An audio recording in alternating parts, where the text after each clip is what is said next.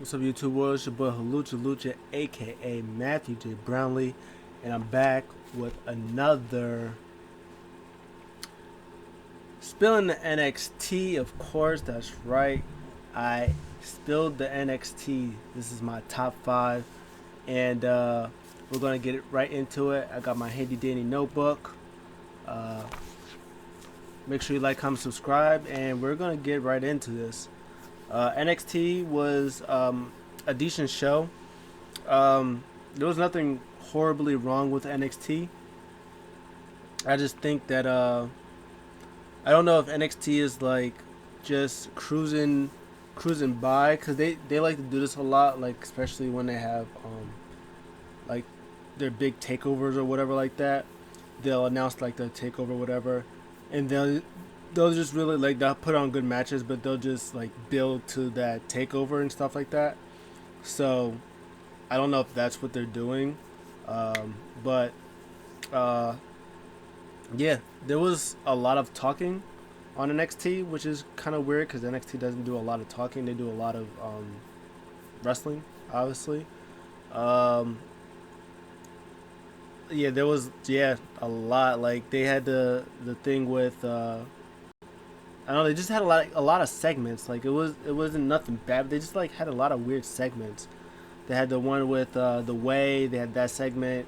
They had the thing with Undisputed Era.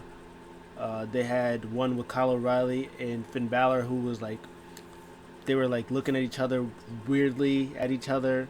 They had that segment. They had the Toni Storm, Io Shirai, Mercedes Martinez segment. Um, they had a Swerve interview. They had a thing with Kurt Stallion. Like there was a lot of talking on this show. Nothing bad. It was just like it was weird that they're not a show that really talks a lot. They'll have a couple of segments here and there, and then it's uh, normally placed by a lot of wrestling. So we're going to get into the top 5. First, I'm going to talk about what did not make the list. What did not make the list, unfortunately, was Tyler Rust versus Rios. Uh, it didn't really make the list because it was like there's nothing wrong with the match. It was just like a squash match. This was just showcasing Tyler Rust. Malcolm Bivens is out there. He was saying, of course, this is Diamond in the Rust. There's a lot of people talk on commentary saying that did they think that uh, Rust made a mistake because he got a little overzealous from last week. He wanted to have his match against Brunson Reed, and ended up losing. So he had Malcolm Bivens give him a supposedly easier match, but he gave him a little bit more than he can bargain for. He Tyler Rust was working that arm very well, very technically sound, and I think it's gonna work between the two. I like them together. Uh, I like the thing where Wade Barrett is like, yeah, you don't build them up to the top guys. You pretty much do like with Karrion Kross. You give him a whole bunch of squashers. You squash him up, and, build his reputation, and then when he gets to this big match, he'll be ready and stuff like that. So I like that they went in that direction with it. And Tyler Rust picks up a very impressive win. It was like a sort of a Ring of Saturn's type move, but it was like a very advanced Ring of Saturn's move, and I like that. But still, not enough to be in the top 5 because it was stacked top 5. Um, so we're gonna get into the top 5. Uh, Number 5, the women's Dusty Classic match. Technically, this was pretty much a squash match too, but this was like a elevator squash match. Like Tyler Rust and Rios, like that was Tyler Rust like showing off what he can do, where Rios got like a couple of shots in, but there was no question Tyler Rust had the match won. This you also knew that Raquel Gonzalez and my girl Dakota Kai, you already knew that was winning. They were facing Aaliyah and what's my girl's name, Jessie Ramira, but still like Aaliyah and Jessie Ramira got some offense in on Raquel and Dakota Kai, and it was some decent amount of offense. Jessie Ramea is really, really good. Aaliyah's been there for 200,000 years. Uh, and I'm glad maybe if they have Robert Stone, because Aaliyah's been, like I said, Aaliyah's been there for 2 million years. Robert Stone, this Robert Stone brand that they got with her, sort of, he was working with something, he was sort of working with there. But Aaliyah, her as a singles wrestler, just no bueno. They tried to do the thing with Mercedes Martinez, and obviously that didn't work. Jessie Kamea, though, those two together, Aaliyah felt like she had like a little bit more pep in her step a little bit. They was dishing out tag team moves that I didn't even know they knew. They did the double splits and the ducks and the hits. She had a nice blockbuster, Aaliyah did. So if they can stick together with these two, I think they'll be great in the women's tag team division.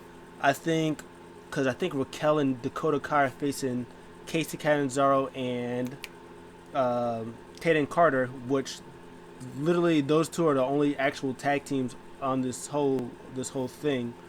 So those two are going to be a tag team. They're going to have a tag match together. I assume. See, this is what I do. This is what happens when I assume things. I assume that the Caseys are winning because they've probably been a team longer. I don't think Raquel Gonzalez needs Dakota Kai anymore. I think Raquel is in a position where she could be like this monster heel. Dakota Kai can do whatever. Dakota Kai can go back to UK, or she could go on main roster. Rhea Ripley's already about to go to main roster. Io Shirai is probably about to go right behind her. And I can see a thing where Raquel, takes that title from Io Shirai. She's this big dominant champion on NXT UK or on NXT. Dakota Kai goes to NXT UK because she's pretty much did everything that she can do on NXT. Go to NXT UK, win the title there, and then it could be her, Mako, and what's her face, the Kaylee Ray's, Jenny, all that. Send Viper or Piper Niven to the main NXT, and then you have big beefy lads, great beefy lads. I love them both. Piper versus Raquel, big girl Popsons. You get that going on, but yeah, Raquel is way over this tag team thing. She doesn't really need Dakota Kai. They're just there. I'm pretty sure they're probably gonna advance because they probably still have maybe beef with Ember Moon and Whatchamacallit. But anyways, this was a solid match. Raquel, I thought it was funny because normally how they do these things where you get a hot tag in, the babyface is supposed to come in and you're supposed to, hot tag, get my stuff in. Nah, they do a hot tag. Raquel just clotheslines Kamea, picks her up, choke slams her, 1, 2, 3, and it was over. I actually thought that was hilarious. But this match was a little longer. This match probably would be higher. Speaking of something that needed to be longer and probably be higher, number 4, MSK versus Drake Maverick and Killian Dane. Another Dusty's Classic tag title thingy majigger tag team Dusty thing. Another one, fantastic. This match was really, really good. MSK they're just amazing.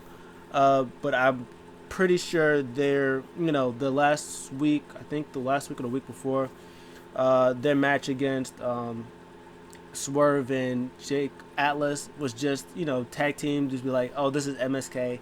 Hey, this is what we can do. We're fancy, but we're really good. This match pretty much a little bit more difficult, but still just showing off what they can do pretty much. Like, we can do the hits. We can, with tag team continuity, they put it in a little bit more tag team. Killian Dane and Jake Maverick was just together. They showed a lot of aggression and stuff like that. But, I don't think this match went off more than it could have. Like, it did great, but they could have went another 5-10 minutes and would have been fine. I think this next semifinals and finals, because they're going to the finals, whether they're facing Lucha House Party, which MSK versus Lucha House Party, it's going to be fantastic. Or Legado de Fantasma, it's going to be, either one's going to be really, really good. I think it's going to be Lucha House Party. They're going to save that match for that's going to be 4.5, 5-star match for that. And then the finals at a Takeover, MSK versus Undisputed Era versus Grizzled Young Veterans or versus Tommaso Ciampa and Timothy Thatcher. Yeah, that's gonna be ridiculously great. So yeah, they just got to show off a little bit of what they can do. They could have went a little longer, but I like the I like the aggression in Drake Maverick. I like the technical abilities that they was going. I like the little odd tag team maneuvers they were doing. Killian Dane's throwing Drake Maverick. He's using them as a scoop slam and stuff like that. I like their tag team. I think they're going to be tag team champions, but not this year. It's not their time yet. This right now, they're this undisputed era, and it's 1-2 punch. MSK is probably going to get in that because they're really good. Grizzled Young Veterans probably going to get in there somewhere. So there's a lot of tag teams right now that's before Killian and Drake, but they're gonna work on their craft and they're gonna get better and they're gonna be tag team champions maybe next year because they are great. It's great to see Spud wrestling. He should have did that on 205 Live, but that's not my business. Number 3, Isaiah Swerve Scott versus Brunson Reed. Speaking of, I guess Swerve, I just mentioned him in the last one. Match was really good. Swerve did a thing before. Oh my god, shut up. That's my PS4 and it's weird because my PS4 is not even on. It just likes making noise randomly for whatever reason. But Isaiah Swerve Scott did like an interview and Mackenzie pretty much said to him, hey, why are you like so mad, or what's this aggression you have against Brunson Reed? And then Swerve was like, what? He was like, oh yeah, so Brunson Reed gets in my business after my match, tells me to chill out, and nobody bats an eye. But if I goes in his face before his match, oh, all of a sudden it's a problem. Hey, Mackenzie, point your finger at me. He blames on me. How many fingers are pointed at you? None, exactly. Then he goes off. Great, that's hilarious. This match was really good. This is probably the best match that they've had together. Really wanted Swerve to win. Unfortunately, he didn't. His heel character work has been great, but they clearly have big things for Brunson Reed. Maybe they're building him up for that North American Championship. Maybe he's going to be the one that takes it off of Johnny Gargano, and I would love that. Obviously, he's busy right now, but keep building. Reed wins, and he's going to eventually get in that North American title picture. It's going to be inevitable for him to be in that title picture. Swerve was very smart. Well, he was trying to be in the beginning, give him strikes, but Brunson Reed's dick boy, he's not with that stuff. So he used more tactical, messing up the arms, arm DDT stuff, nice frog splash, house calls. He was doing the great hits, and he was working on that arm and stuff like that. But he got a little bit too confident. He got in his face. He chopped him up a little bit. And then Brunson Reed like headbutts him, gets on the top for a tsunami, which he tried the first time. And Swerve wasn't about it. He said, nah, brother. Took him off, and that's when he hit the frog splash. But he did it the second time, hit tsunami for the 1-2-3. Great match. Great win for Brunson Reed. Swerve, man. I don't know what they're going to do next for him. Put him on the main roster. Put him in the Hurt Business. That's my answer for everything. Number 2, Kyle O'Reilly and Finn Balor versus 1-2 Punch. This was the main event. Yeah, this match was good. Wasn't the best match on the show, in my opinion, obviously. They had this weird, awkward promo thing where I think Mackenzie was about to ask Kyle O'Reilly a question, and then she left because... No, she was about to ask Finn Balor a question, and then she left because Kyle O'Reilly came in, and they just really this is Finn Balor and this is me, and they were just like this. You ready? Yeah. You ready? Yeah. Can I trust you? Do you have to? I don't have to. Just be my partner. Yeah. And then he walked away. That's literally what happened. It was weird. Um, but the match itself was good. Kyle O'Reilly and Finn Balor again looked at each other like really weirdly. Nice tag team tandem offense, like they like to say from those two. Um, the Britain Brawler 1-2 punch. Their main thing was go after Kyle O'Reilly's jaw. It's hurt. He can't work with a hurt jaw. That was pretty much the whole thing.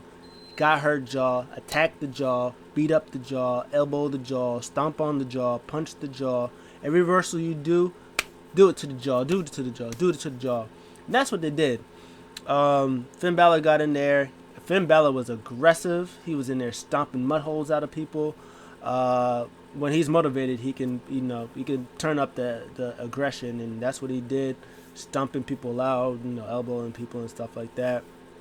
In the end, I think Danny Burch went to go on the top rope to do something crazy, and Kyle O'Reilly reversed it into like a heel hook thing. Danny Burch taps out, they win, and then again Kyle O'Reilly and Finn Balor. I'm Kyle O'Reilly. This is Finn Balor.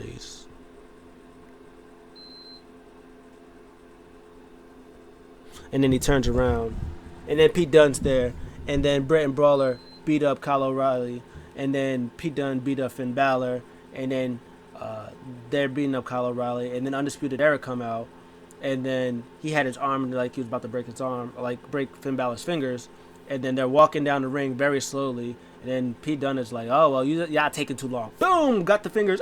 They're broken, and then they run away and stuff like that, and then they walked up the ramp. And then they all, Finn Balor standing with Kyle O'Reilly. They're looking at each other. And then Adam Cole's looking at Kyle O'Reilly, looking at Finn Balor. And then Roderick Strong is not looking at them all. He's looking at Pete Dunne and 1-2 punch. And they're yelling at each other. And they all just kind of look at each other for a little bit. And I was like, oh, Undisputed Balor Club, Undisputed Club, okay. I was like, I mess with it. We're gonna pretend that Bobby Fish doesn't exist. Okay, we're with the stuff. Good stuff. But yeah, so maybe Finn Balor's about to low-key join Undisputed Era. Good stuff. Oh, one more thing that happened before with all my stuff. When I was talking about everybody talking and having segments and stuff, there was also an Imperium segment that they, when they're together, they're strong. They also have Walter by their side, who is great and fantastic, and the champion. They're all gonna change the world or change, win titles and stuff, whatever. I don't know. But yeah, so that was that talking, and then the Toni Storm thing. She came out, talked about, when she wants something, she gets it. She beat Rhea Ripley for the UK Championship. I think she beat Io in the Mae Young Classic finals. She said that she took something from her that I think she wanted to do it, but I think Io Shirai won something. I forgot. She wants the title, and then Io comes out, and then they fight, and then Io gets the upper hand, and then Mercedes Martinez comes out. She beats up Toni Storm. They tag team her, and then they look at the title, and they both want title. Io Shirai attacks both of them. And then Toni Storm pretends that she was going to help Mercedes Martinez, but then she beats up Mercedes Martinez, and then she beats up Io Shirai and she holds up the title, which was pretty decent stuff. The Way had a funny thing with. I guess I could just talk about it. Number one is Grizzly Young Vets versus KUSHIDA and Leon Ruff. This was fantastic, and I guess I'll just throw in the Johnny Gargano thing because it was. I guess he was technically part of it. The beginning of part of the show, they talk about Candice and Indy winning their match, and then they talked about Johnny Gargano losing to Kushida twice. Johnny Gargano's so mad, and then Theory says, tells us like, we don't mention Kushida's name, after he lost twice, so we don't really mention the name, the Kushida, stuff like that. So then Johnny Gargano comes back. He was like, yeah, I told her that we don't say Kushida's name. He's like, stop saying the name. And he was like, no, I was just telling her that Kushida, stop saying. And he gets mad. He was like, oh, I can't deal with it. He walks away. But I'm just saying, he was like, I'm just trying to tell him that we're not saying Kushida's name. He's like, stop saying his name. It was hilarious. And then they had their match with Grizzled Young Veterans. Grizzled Young Veterans says 5 minutes of fame. Just because you've been tag team for 5 minutes don't mean anything. And then they had tag team match, and Kushida was whooping on not Drake Maverick, Zach Gibson. A lot of back and forth tag team. They do the thing. They do a whole bunch of stuff. The thing with the turnbuckle where he's supposed to do it, but James Drake, gives him cushion and he knocks him down.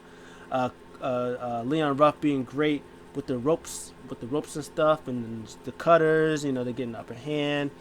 I love Leon Ruff, man.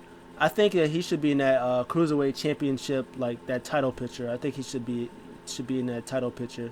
He's fantastic. He's a lovable character. Everybody likes him.